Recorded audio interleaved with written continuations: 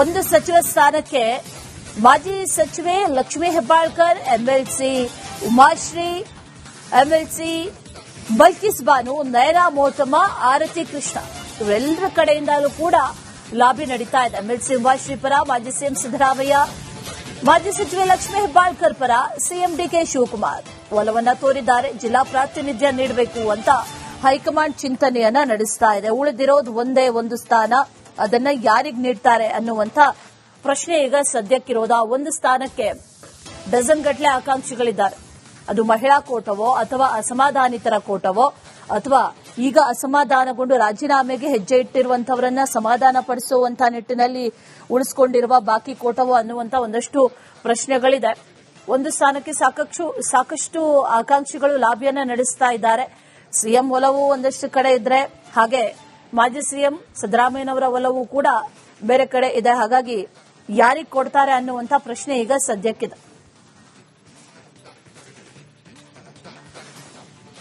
ಇದೇ ವಿಚಾರಕ್ಕೆ ಸಂಬಂಧಪಟ್ಟಂತೆ ಡೀಟೇಲ್ಸ್ ಅನ್ನ ಕೊಡ್ತಾರೆ ನಮ್ಮ ಪ್ರತಿನಿಧಿ ಹನುಮಂತು. ನೇರ ಸಂಪರ್ಕದಲ್ಲಿ ಜಾಯಿನ್ ಆಗಿದ್ದಾರೆ. ಹನುಮಂತು, ಉಳಿದಿರೋದು ಒಂದೇ ಒಂದು ಸ್ಥಾನ, ಆ ಸ್ಥಾನವನ್ನ ಭರ್ತಿ ಮಾಡಬೇಕು ಅಂತಂದ್ರೆ ಅದು ಯಾವ ಕೋಟ ಅನ್ನುವಂತ ಪ್ರಶ್ನೆ, ಮಹಿಳಾ ಕೋಟವೋ ಅಥವಾ ಅಸಮಾಧಾನಿತರ ಕೋಟವೋ ಅನ್ನೋ ಪ್ರಶ್ನೆ ಇದೆ. ಏನ್ ಡೀಟೇಲ್ಸ್ ಇದೆ, ಯಾರಿಗೆ ಕೊಡುವಂತ ಸಾಧ್ಯತೆಗಳಿದೆ? ಅಶ್ವಿನಿ, ಮುಖ್ಯಮಂತ್ರಿ ಡಿಕೆ ಶಿವಕುಮಾರ್ ಅವರ ಸಚಿವ ಸಂಪುಟದಲ್ಲಿ ಒಂದು ಸ್ಥಾನ ಖಾಲಿ ಉಳಿದಿರುವಂತದ್ದು. ಆ ಒಂದು ಸ್ಥಾನಕ್ಕಾಗಿ ಈಗಾಗಲೇ ವಿರೋಧ ಪಕ್ಷಗಳು ಮತ್ತೆ ಕಾಂಗ್ರೆಸ್ನ ಹೈಕಮಾಂಡ್ ಮಟ್ಟದಲ್ಲಿ ಚರ್ಚೆ ಆಗ್ತಾ ಇರುವಂತದ್ದು ಮಹಿಳಾ ಪ್ರಾತಿನಿಧ್ಯ ಇಲ್ಲ ಅನ್ನುವಂಥದ್ದು. ಹಾಗಾಗಿ ಆ ಒಂದು ಸ್ಥಾನವು ಕೂಡ ಮಹಿಳೆಯರಿಗೆ ಕೊಡಬೇಕು ಅನ್ನುವಂತ ಒಂದಷ್ಟು ನಿರೀಕ್ಷೆಗಳು, ಅಭಿಲಾಷೆಗಳು ಎಲ್ಲರೂ ಕೂಡ ಇಟ್ಕೊಂಡಿದ್ದಾರೆ.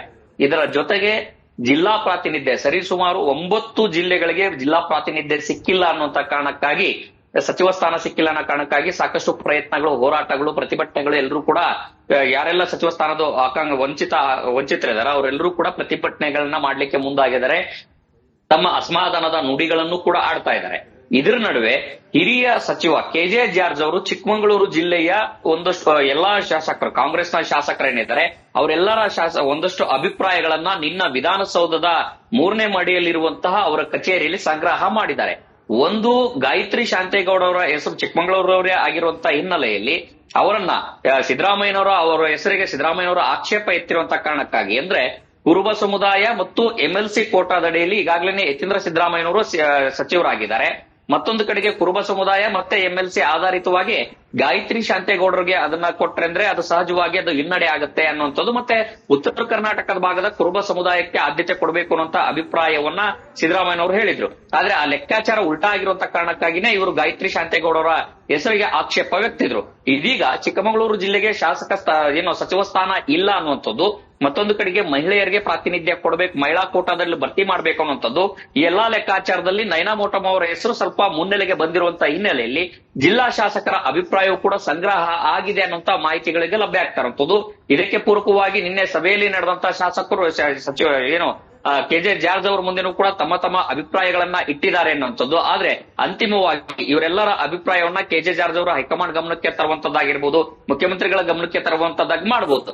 ಆದ್ರೆ ರಿಪಬ್ಲಿಕ್ ಕನ್ನಡದ ಜೊತೆಗೆ ಮಾತನಾಡುವಂತ ಸಂದರ್ಭದಲ್ಲಿ ಕೆಜೆ ಜಾರ್ಜ್ ಅವರು ತಮ್ಮ ತಮ್ಮ ಅಭಿಪ್ರಾಯಗಳನ್ನ ಹೇಳಿದ್ದಾರೆ ಜಿಲ್ಲಾ ಶಾಸಕರನ್ನ, ಜಿಲ್ಲಾ ಉಸ್ತುವಾರಿ ಆಗಿರುವಂತ ಕಾರಣಕ್ಕಾಗಿ. ಅಂತಿಮವಾಗಿ ಅವರು ಹೇಳಿರುವಂತದ್ದು ಏನಂತ ಹೇಳಿದ್ರೆ, ಪಕ್ಷದ ಹೈಕಮಾಂಡ್ ಯಾವುದೇ ತೀರ್ಮಾನ ತೆಗೆದುಕೊಂಡ್ರು ನಾವು ಬದ್ಧವಾಗಿರ್ತೀವಿ ಅನ್ನುವಂತ ಸಂದೇಶವನ್ನು ಕೊಟ್ಟಿದ್ದಾರೆ. ಮಾತುಗಳನ್ನು ಕೂಡ ನನ್ನ ಬಳಿ ಆಡಿದ್ದಾರೆ ಅನ್ನುವಂತ ಮಾತನ್ನ ಸಚಿವ ಕೆಜೆ ಜಾರ್ಜ್ ಹೇಳಿರುವಂತದ್ದು. ಒಟ್ಟಾರೆಯಾಗಿ ಜಿಲ್ಲಾ ಪ್ರಾತಿನಿಧ್ಯ ಮತ್ತು ಮಹಿಳಾ ಪ್ರಾತಿನಿಧ್ಯ ಎರಡನ್ನೂ ಕೂಡ ಒಂದೇ ಸ್ಥಾನದಲ್ಲಿ ಭರ್ತಿ ಮಾಡುವಂತ ಲೆಕ್ಕಾಚಾರದಲ್ಲಿ ಕಾಂಗ್ರೆಸ್ ಹೈಕಮಾಂಡ್ ಚಿಂತನೆ ನಡೆಸ್ತಾ ಇರುವಂತದ್ದು.